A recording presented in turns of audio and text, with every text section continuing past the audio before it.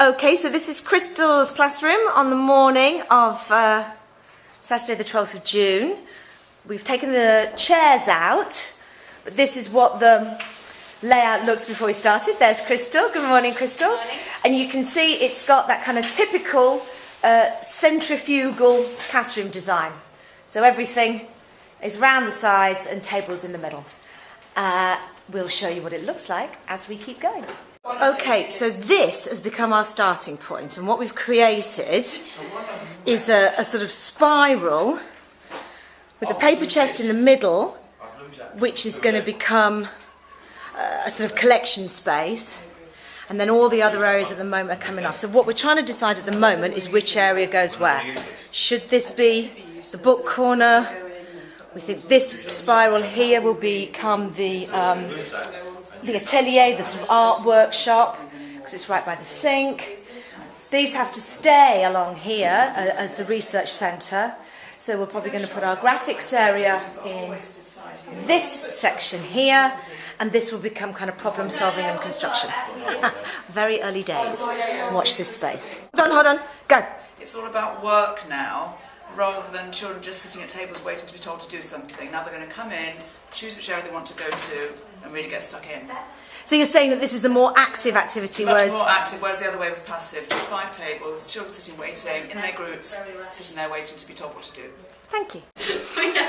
Okay, so as Jane's just said, we're trying to solve a problem in the problem-solving area. How about Go on. that unit comes out at 90 degrees from the wall, rather than facing Yeah. facing us if you want. Basically what's happened is we're just not quite sure how we're going to make the sort of construction and problem-solving area, how we're going to make this work. So let me just take you around. This is going to be the atelier, going to be the workshop. So we've got a big space, and as you can see, we've discovered these computer tables have these little trays inside them. The children need somewhere to be able to So we can put pots and brushes and that kind of stuff in there. So we need Hold to on, back provide to the this problem. somewhere to... Say that again, Crystal. They need somewhere to work in this section, just like we did in the graphics area. We need to give them some tables, but also a provocation point to inspire them. And also leave them some floor space. Yeah, so I think you could have... Yes, Jackie. Can this then come up here next to this? And then that's going to hide some of these cables and stuff as well. And then we've actually got a bigger open space. And then we put tables in here. Okay, that's looking good. While they do that, I'm just going to take you around to what's going to become our kind of quiet area. So we're going to have books in here, and this is all our IKEA board. That's going to be like a circle of cushions where kids can chat and sort of take some time. And then walking around here, this will become our graphics area. Oh, come on, I missed a good point. I'm coming back. It's not that good. We're just Go on. the tables can be flexible, that obviously the children can move them themselves. There might be one occasion where they all need to use Lego, which will be in the middle of the table.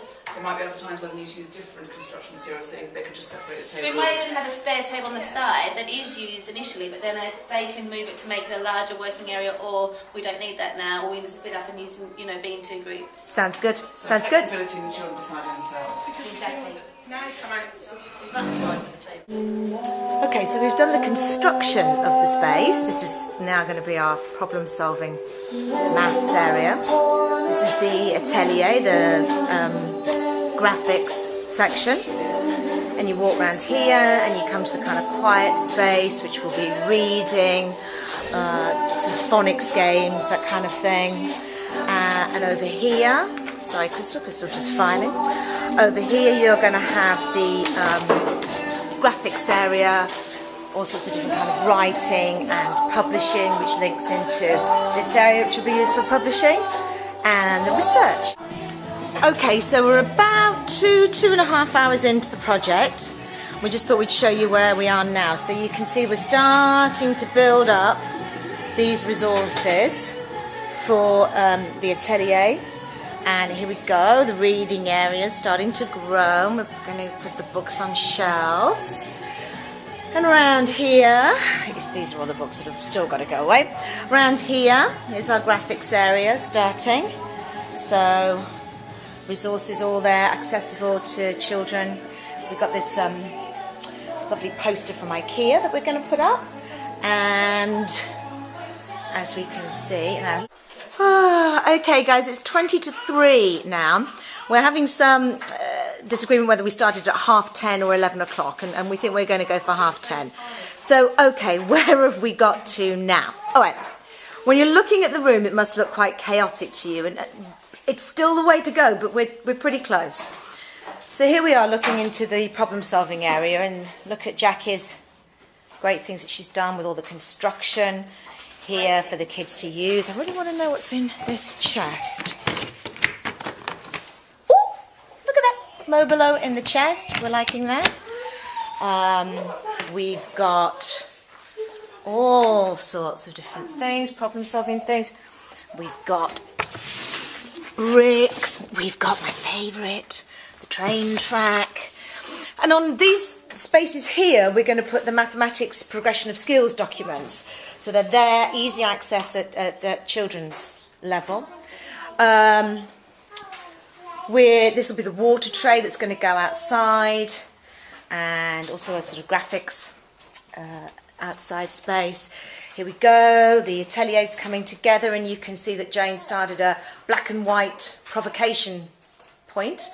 That'll be an environmental provocation point here. Now, I just want to show you the role play area in action.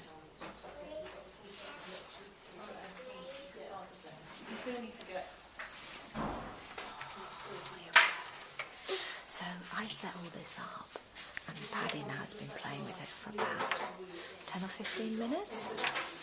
So there we go. There's the role play actually being used. Book corners coming together, and so is the graphics area. It's getting very well stocked. That's the remains of our lunch. Hopefully the next time you'll hear from me, it will be at the end when it's all done.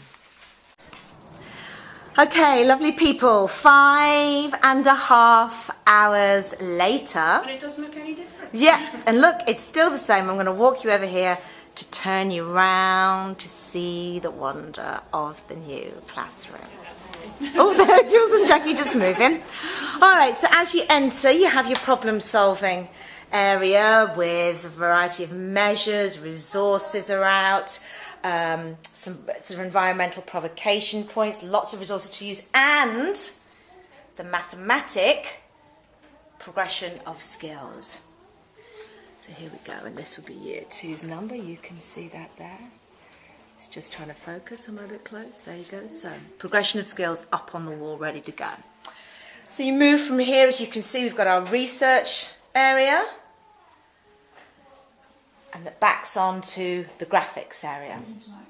Lots and lots of resources available for the children to use. Some sort of stimulus, quite like that graphics poster, and coming round from here, walking round through the graphics area. Sorry, there's a trimmer and pencil sharpener here so the kids can be very self-sufficient.